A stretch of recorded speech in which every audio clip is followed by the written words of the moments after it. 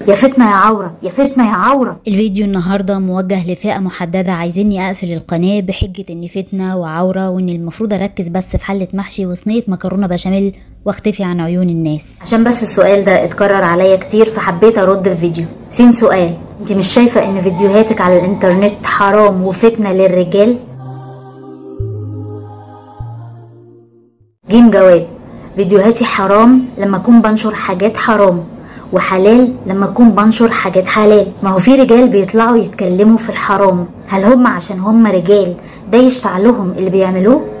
خلاص يبقى انا كمان كوني من النساء مش ده السبب اللي هيخلي فيديوهاتي محرمة. الحكم في الموضوع المحتوى اللي بيتقدم سواء من راجل او من ست. هل المحتوى محرم؟ هل اللي بيقدمه بيرتكب محرمات وهو بيقدمه ولا لا؟ لو راجل طلع في فيديو بيتكلم عن حاجة محترمة وهو مثلا من غير هدوم هيبقى حرام، ولو اتكلم وهو ساتر نفسه هيبقى حلال. انا بكلمكم كده بالمنطق. طب لو بنت طلعت اتكلمت في حاجة محترمة وهي كاشفة جسمها اللي ربنا امرها تغطيه هيبقى حرام. لو اتكلمت وهي ساترة نفسها بالضوابط الشرعية هيبقى حلال. بس بسيطة، مش كله حرام، كله غلط، كله فتنة، كله عورة. ايه الحرب دي؟ ما توقدونا زي ما كانوا بيعملوا في الجاهلية وترتاحوا من المحرمات دي كلها اللي مالية حياتكم. وزي ما عايزين تخفوا قناتي وفيديوهاتي امشوا خنقوا في الستات اللي بتشوفوهم في الشوارع وفي المحلات وفي الاسواق وفي المصالح الحكومية.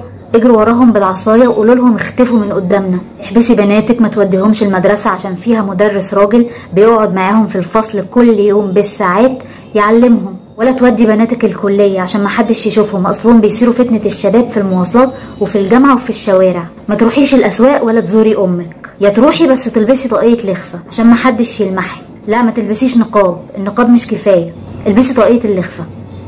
امشي كده زي الشبح جوست.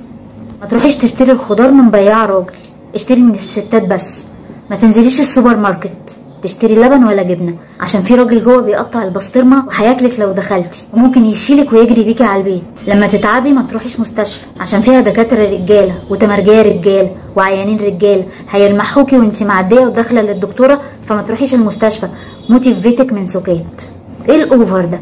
ايه التنطع ده والمغالاه والمبالغه دي كلها؟ حاجه كمان، شوفوا بقى، بصوا بقى الجديده دي. ليه الاقي واحد ايميله بحروف انجليزي، اسمه بحروف انجليزي احمد محمد ابراهيم ايا كان، داخل يقول لي اتقي الله يا اخت، قناتك وصفحتك واسمك مكتوب بحروف لغة الكفار. طب ما انت كمان ايميلك واسمك مكتوب بحروف الكفار. اتشطر انت يا مؤمن واعمل لنا شركة زي جوجل ولا فيسبوك وخلي الايميلات فيها بالعربي. كيبورد اللي انت بتكتب لي كلامك من عليه مكتوب عليه حروف كفار. الموبايل اللي في ايدك صانعينه الكفار. الانترنت اللي قاعد تهاجمني عليه مبعوت لك من اقمار صناعيه عاملينها الكفار. سيب الدنيا يا سيدي وروح اقعد تحت استار الكعبه. ولا لا لا ما ينفعش الكعبه، اصل السيراميك اللي معمول بيه ارضيه الحرم من اليونان، من بلاد الكفار. التكييفات والمراوح واللمبات اللي منورين الحرمين الشريفين السعوديه مستورداهم من بلاد الكفار. السكينه والطبق والكبريت اللي ماما بتعمل لك بيهم الاكل مستورد من عند الكفار. السواك والجلابيه اللي انت لابسها والمصليه اللي بتصلي عليها والسبحه اللي بتسبح بيها مبعوتلك من الكفار. مفيش غير حل واحد، ان انت تحفر حفره في الصحراء تقعد فيها لحد ما تموت عشان ما تتعاملش مع الكفار. طب الناس اللي اسلموا من الكفار دول وبيكتبوا وبيتكلموا بكل لغات العالم نعتقلهم، ندفنهم، نخنقهم؟ بلاش المغالاة دي، انتوا كده بتكرهوا الناس في الدين وفي المعاملة، بتخترعوا حبال وسلاسل تكتفوا بيها الست اللي بتحاول تلتزم وتقرب من ربنا، في حين انكم عمركم ما بتروحوا تعملوا حاجة ايجابية مع اللي ما التزمتش. بتفضلوا بس تكبتوا في الملتزمة، تخنقوا في المنتقبة لحد ما تتعقد من تعليقاتكم على تفاهات وتروح قلعاه خالص. وحصلت كتير وذنبها في رقبتكم، لان التكلف والمغالاة في الدين محرمة بالظبط زي تضييع الدين والاستهتار بيه. مدامت الواحدة مستورة ولابسة الحجاب بالشروط اللي ربنا عز وجل انزلها، ليه تكتموها؟ ليه عايزين تخفوها من الكوكب وتعيشوا انتوا حياتكم تبصوا على دي وعلى دي وتتجوزوا دي وتتجوزوا دي وتتفسحوا وتفتحوا الانترنت اللي مليان محرمات وكوارث؟ ولما بنت تطلع تعمل حاجة محترمة وتحاول تصلح الكوارث دي، اخفي، امشي، سيبينا نتفرج لوحدنا. يا فتنة يا عورة، يا فتنة يا عورة. ليه؟ ليه؟ اما بالنسبة لصفحتي ليه فيها رجال؟ لانها عامة للجميع، زيها زي اذاعة الراديو. انا معتبرة نفسي فاتحة قناة في الراديو، الناس سامعين واحدة مش شايفينها ولا عارفينها. انتوا كلكم بلا استثناء لو قابلتوني في الشارع مش هتعرفوني، والله العظيم ما هتعرفوني. طيب ما تعملي جروب للنساء فقط وتتكلمي فيه. عملت ودخلوه شباب قليل الادب باسماء بنات، وشتموا البنات بالفاظ في منتهى الوقاحه، بقوا يدخلوا للبنات على الخاص يبعتوا لهم صور مش محترمه وعاملين نفسهم بنات. يبقى كده فكره الجروب زيرو ما تنفعش، يبقى الصفحه افضل. الصفحه انا قافله فيها الخاص، ما بفتحش الرسايل عشان ما تعرضش برضو ان حد يبعت لي حاجه مش مظبوطه، لانها حصلت في بدايه الصفحه فاضطريت اقفل الرسايل خالص. ومنع اضافه صور في التعليقات لانهم برضو كانوا بيحطوا صور مش كويسه في التعليقات، فانا في الصفحه قادره اتحكم في الموضوع. واللي بيكتب كلمه ملهاش لازمه بياخد بلوك وتعليقه بيتحذف بس. ما هو يا جماعه لا بقى في مساجد نكلم فيها البنات، ولا اقدر مثلا اخدهم عندي في البيت اتكلم معاهم، غير ان انا اقرب للبنات من الشباب. البنات بتحب تسمعني وبتتاثر بكلامي لان ادرى بيهم وبقلوبهم وبعقولهم. انا حاسه بيهم ومن نفس تكوينهم، عارفه بيحبوا ايه قوي وبيحبوا ايه نص نص، ويقدروا يستغنوا عن ايه وما يقدروش يستغنوا عن ايه. بقدر اوصل لمناطق في تفكيرهم ما يقدرش اي شاب يوصل لها، ومفيش مكان اوصل لهم منه كلامي غير الانترنت. اهو نصيبنا كده بقى. روح حضرتك اتشطر بدل ما بتتنقض عليا، وافتح لنا المساجد بتاعت النساء واحنا نكلمهم لوحدهم بعيد عنكم بدل مش طايقين تشوفونا. فلو اللي بعمله على الانترنت حرام ربنا يغفر لي، دي حاجه على مسؤوليتي. انا لما راجل محترم يدخل يكتب لي في تعليق ويقول لي انا فرجت الفيديوهات بتاعتك لبنتي اللي عندها 12 سنه وعمرها ما كانت بترضى تصلي، ولما سمعت الفيديو بتاعك عن الصلاه صلت ولبست الحجاب، دي تسوى ايه؟ ايه الجمال ده؟ احرم نفسي ليه من كرم ربنا ده؟ وتحرموا البنت ليه من ان يحصل في حياتها حاجه حلوه زي دي؟ انتوا اللي بتنتقدوني عملتوا لها ايه؟ انتوا مقصرين وكلنا مقصرين، بدليل انها ما كانتش بتصلي وانتوا قاعدين ولا على بالكم، وفي غيرها مليارات من البشر لسه ما حدش وصل لهم. بتنتقدوا وبس، ما بتعملوش حاجه مفيده، ما بتصلحوش الفاسد لكن بتحاربوا النافع. ده اللي انتوا بتعملوه. اتفضل اعمل قناه وعرف الناس بالخير، خلي قنوات الخير تنتشر وتكتر وتزيد وتغطي على القنوات الفواحش اللي ملت الدنيا. القنوات اللي بتركب الناس ذنوب بقت بالملايين، القنوات اللي بتعلم الناس الفجور والفساد بقت بالملايين. ازاي ابطل اللي بعمله لما الاقي ام كاتبالي انا بنتي عندها 7 سنين وكل شويه تفتح فيديوهاتك وبتحبك قوي؟ البنت سايبه الكرتون والاغاني اللي الاطفال والكبار بيحبوها وبتتفرج عليا. لما بنات يدخلوا اللي تقولي انا عندي 12 سنه، انا عندي 14 سنه يا طنط وبحب اسمعك وصليت واتحجبت، واللي عندها 18 و25 و30 و40 و50 و60 وفوق ال60، كل دي نساء من كل الاعمار شايفين ان عملت لهم بفضل الله حاجه نافعه لدنيتهم واخرتهم. ايه الضرر في ده؟ ايه المعصيه والكارثه الكبرى اللي هتدخلني النار في ده؟ ما اعتقدش ان في راجل من متابعي الصفحه هتثار شهوته ويفكر في الجنس ويفتتن بيا وينسى ذكر الله ويترك صلاته ومراته وعياله وشغله وعباداته لما يشوف واحده لابسه خيمه بستاره سودا بتتكلم باحترام في حاجه بترضي ربنا. انا لا بطلع ارقص بالنقاب زي ناس ولا بطلع اغني ولا بتمايص، انا بتكلم. كمان الرجال اللي في صفحتي بيشوفوا نساء مكشوفات في الاعلانات وفي الشوارع وفي المدارس وفي الجامعات وفي المستشفيات وفي شغلهم وفي التلفزيون وفي الاخبار وعلى الانترنت. مش فيديوهاتي هي اللي هتضيع الدنيا والدين، ومش انا الست الوحيده اللي على الكوكب. هما مش قاعدين لي وسايبين اللي وراهم واللي قدامهم وقاعدين يفتتنوا بكوكي اخر ست في الدنيا. وبعدين انا ما عنديش عنصريه، من حق الراجل يستفيد وينشر الفيديوهات لبناته وزوجاته واخواته مادام بعمل حاجه مفيده. والحمد لله بنات كتير اتغيرت للافضل باعترافهم في التعليقات. بصوا في التعليقات بنفسكم، مئات البنات الحمد لله صلت واتحجبت، وفي اللي انتقبت بفضل الله وحده. انا مجرد وسيله ربنا خلقها زي الاف الوسائل، والحمد لله قلبي مطمئن لاني عملت حاجه ايجابيه تنفع الناس، افرح بيها في الاخره وافرح بيها ابويا وامي. فحضرتك لا نفعت الناس دي ولا عايزني انفعهم، واللي شايفه اني طالعه بتاجر بالدين علشان عايزه متابعين وعايزه. انا لو عايزه متابعين اكتر كنت طلعت عملت بالنقاب مصايب ومحدش هيعرفني. الفيديو اليتيم اللي بنزله بيجيب لي على الفيسبوك 20 كومنت بالعافيه، اقدر اخليه يجيب ملايين اللايكات والكومنتات بحركة واحدة اعملها تغضب ربنا والعياذ بالله، بس يستحيل اني اعمل كده، اموت ولا ان ده يحصل مني. اقدر اخلي قناتي ما تلحقش على التفاعل بالحرام زي غيري، واقدر اخلي الاعلانات اللي عندي تجيب الاف الدولارات، بس لا، انا مشفرة اصلا معظم الاعلانات، ولما بشوف اي اعلان مخالف ومزودها بدخل احظره، وده مقلل ربح القناة جدا عندي. يعني كل الفيديوهات اللي انا عاملاها دي ما بتكملش $1 في اليوم. كل التعب اللي بعمله في التصوير والمونتاج وفي التحضير للحلقة، وعناية اللي اتأذت من الموبايل والصداع المزمن اللي جالي، والدكتور منعني من استخدام اي حاجة فيها شاشة، ايام كتير الدخل عندي ما بيكملش $1 على بعضه، لاني لاغية اعلانات كتير جدا. بس ربنا يبارك في القليل، مش مشكلة، انا الحمد لله مش محتاجة، وكمان الربح القليل البسيط ده بديه لحد محتاجه، مش انا اللي بصرفه. فمحدش يتخيل ولا يتوهم ان انا عاملاها عشان الفلوس. اظن انتوا شايفين الناس اللي عاملين قنواتهم عشان الفلوس بيعملوا ايه، ومليين الانترنت سخافات وتفاهات ومصايب كبيرة بتفتن وبتثير الشهوات بالفعل وبتضيع الشباب والبنات. فازاي تسووني انا بالناس دي وتقولوا اني بفتنهم؟ انا مش مسامحاكم، وهقضيكم عند ربنا على الاتهامات دي في الاخرة. ده غير ان في مذيعات كتير ومقدمات برامج بوشهم وبيتكلموا في الدين، وما شفتش حد يعني دخل قال لهم استخبوا في بيوتكم، انتم فتنة، انتم عورة. اشمعنى انا اللي مضايقاكم؟ سواء اللي بيقول لي كده متدين او مش متدين، سواء اللي بتهاجمني دي منتقبة او مش منتقبة، مع احترامي لكل الناس المحترمة اللي بتحرم اني اطلع اتكلم في حاجة مفيدة، واللي شايفين ان الست المفروض تعيش طول حياتها مدفونة بين 4 حيطان، تطبخ وتكنس وتتجوز من غير ما تفيد غيرها بالحاجة اللي اتعلمتها.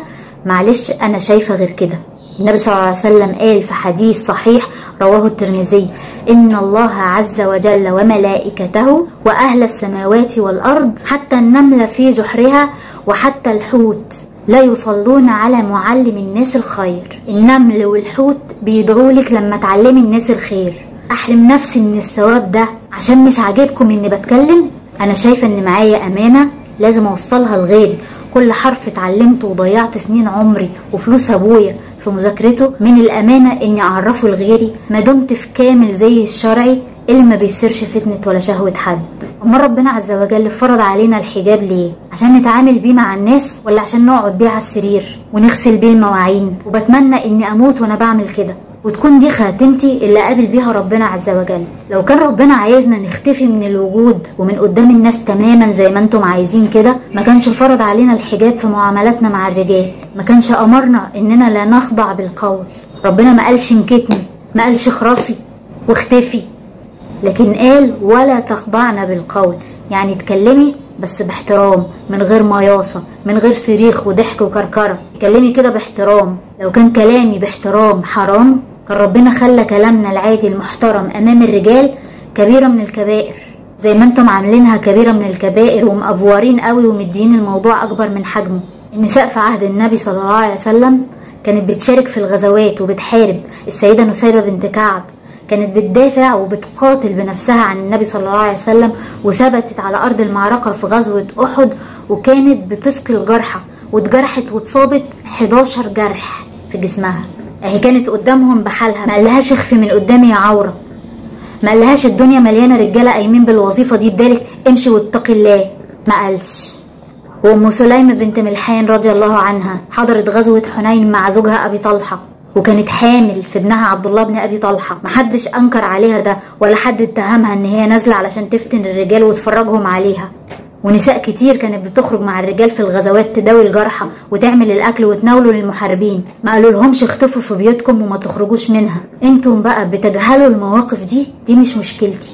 عايزيننا نقلد النساء دي في الحجاب وما نقلدهمش في نصرة الاسلام؟ ما تفرضوش عليا رأيكم. النساء دي كانت بتحارب في سبيل الله عشان تنصر الإسلام اللي كان بيتحارب من الكفار. احنا هنا على الانترنت في ساحة معركة برضو لنصرة الإسلام اللي بيتهاجم وبيتحارب، وأصبح بيتحارب من المسلمين قبل غير المسلمين. احنا كمان هنا بنحارب بس بسلاح مختلف، وهو ده سلاح العصر. ما بقاش في حروب بالخيول والدروع والنبال. اتقدموا بقى، اتقدموا. الحروب دلوقتي بقت إلكترونية وفيروسية. الحرب دلوقتي بالكلمة، بالإعلام، بالسوشيال ميديا. فينسيب الساحة للناس اللي بيفسدوا العقيدة والدين والقيم والأخلاق يا نواجههم ونسحب البساط من تحت رجليهم، كلنا نحاربهم نساء ورجال. اللي عايزة تنام تنام، واللي عايز يأنتخ يأنتخ، انا لا هنام ولا هأنتخ. ما تجبرنيش اسيب ارض المعركة زيك عشان انا ما اجبرتكش تدخل قناتي وتسمعني. اعمل قناة انت كمان وعرف الناس الخير من الشر وذكرهم بالله. مش لازم تفتي وتقول فتاوي، احنا مش علماء، لكن النبي صلى الله عليه وسلم قال في حديث في صحيح البخاري: بلغوا عني ولو آية وحدثوا عني بني إسرائيل ولا حرج، ومن كذب علي متعمدا فليتبوأ مقعده من النار. عرفوا الناس بالإسلام وبالله وبسيدنا محمد من غير تأليف ولا تبديل. وسهل قوي دلوقتي تعرفوا الحديث اللي بتنشروه للناس إذا كان صحيح ولا مزيف. افتحوا الموسوعة الحديثية بتاعة موقع الدرر السنية، بتطلع لك درجة الحديث وحكمه والراوي بتاعه. اعرفوا الأول قبل ما تنشروه، طلع صحيح توكلوا على الله وعرفوا الناس بيه. أنا ما بطلعش افتي خالص خالص، أنا بذكر الناس بالله وبفروضه اللي اتنست وبالعقيدة اللي بتضيع. أنا بقول وصايا بس، وتواصوا بالحق وتواصوا بالصبر. لما نزلت سورة في أبي لهب وربنا عز وجل قال فيها: سيصلى نارا ذات لهب وامرأته حمالة الحطب، مفيش حد من الصحابة طلع وقال: او ماي جاد ربنا يرحمه ويسامحه، اهو ساب لكم الدنيا باللي فيها تشبعوا بيها، زمانه في حضن ربنا بيطبطب عليه. سو كيوت سو كيوت. انتوا متخيلين دول اللي هيشيلوا الاسلام على كتافهم الكام سنة اللي جاية، هم وعيالهم؟ متخيلين الشباب وصل لحد فين؟ بقوا مستهونين بالكفر والإلحاد وشايفينه عادي، بيضيعوا روحهم وبيسلموا رقبتهم للنار بكل بساطة، وانتوا سايبين كل ده وجايين لنا عايزين نختفي من الدنيا. انتوا عارفين وصلوا لكده ليه؟ عشان احنا سيبناهم وركزنا في اننا نحارب بعض ونهدم بعض ونتريق على بعض، بدل ما نحط ايدينا في ايدين بعض ونشجع بعض وندعم بعض. قاعدين نطلع القطط الفاطسة في بعض، بين مسلم بيحارب مسلم، واخ بيحارب اخوه، وعيلة بتحارب عيلة، وقناة بتحارب قناة، وجمهور بيحارب جمهور، وحزب بيحارب حزب، ودولة بتحارب دولة. والشباب الغلبان قاعد يتفرج عليكم وانتوا بتاكلوا في بعض ومركزين قوي في انكم تاكلوا بعض كويس، فطبيعي يبعد عنكم ويروح يرفه عن نفسه باللي بترقص واللي بتتشقلب واللي بتقلع. ولما بنكلمه في حاجة ما بيثقش فينا، لانه شايف معظمنا بيقطع في بعضه وبيتلكك لبعضه.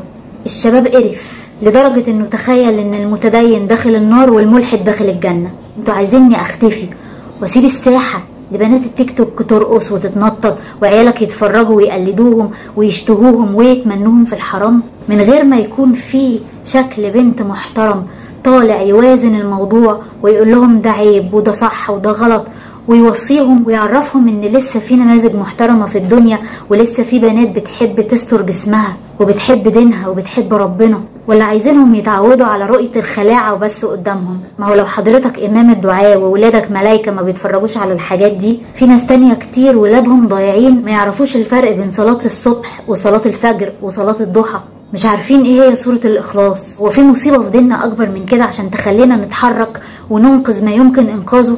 انت عملت لهم ايه؟ عرفت توصل لهم؟ عرفت توصل لتفكيرهم؟ عرفت تدخل دماغهم وتنزل لمستواهم البسيط في التفكير لحد ما يسمعوا كلامك ويقتنعوا بالصح؟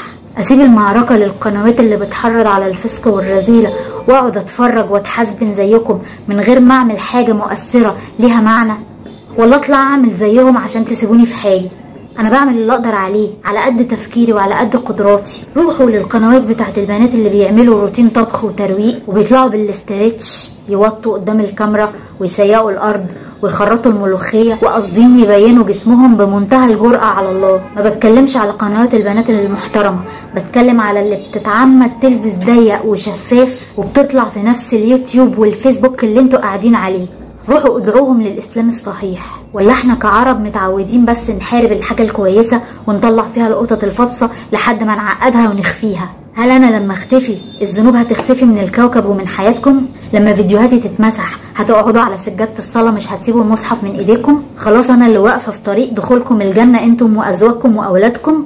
الراجل اللي شايف اني بفتنه وبسير شهوته يلغي متابعتي ويحافظ على دينه من اثارتي ويعتكف في اوضته ويرمي الموبايل اللي بيتفرج عليا منه ده ويشتري له موبايل بزراير من بتاع التسعينات عشان الصلاح والتقوى الفظيعة اللي حضرتك فيها دي المفروض تبقى كلام وفعل. مش كلامه بس.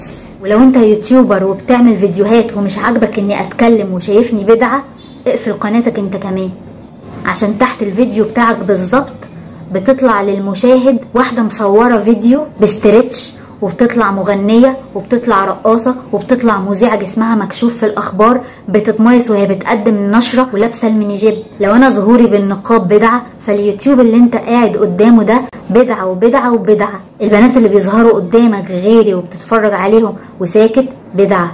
جاي تتشطر عليا أنا اللي مش باين مني حاجة؟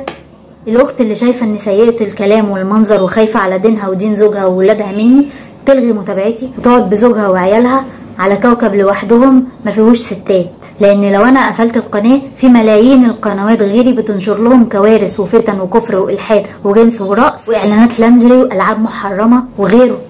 انا ما خبطتش على باب بيتك ولا كتفتك بحبال وقلتلك هتتفرجي عليا، يعني هتتفرجي عليا. الموبايلات دلوقتي بقت تاتش، والتكنولوجيا مفيش اسهل منها. بلمسه واحده من صوابعك الحلوين تقدري تلغي صفحتي من حياتك الى الابد، ما دمت انا منغصه عليكي حياتك قوي كده. بس ده رايي في الموضوع، ومنوريني كلكم، وكان لازم اعمل الفيديو ده عشان اوضح وجهه نظري للناس اللي بتسالني. وشكرا على حسن متابعتكم وعلى تعليقاتكم المحترمه ومشاركاتكم، والسلام عليكم ورحمه الله وبركاته.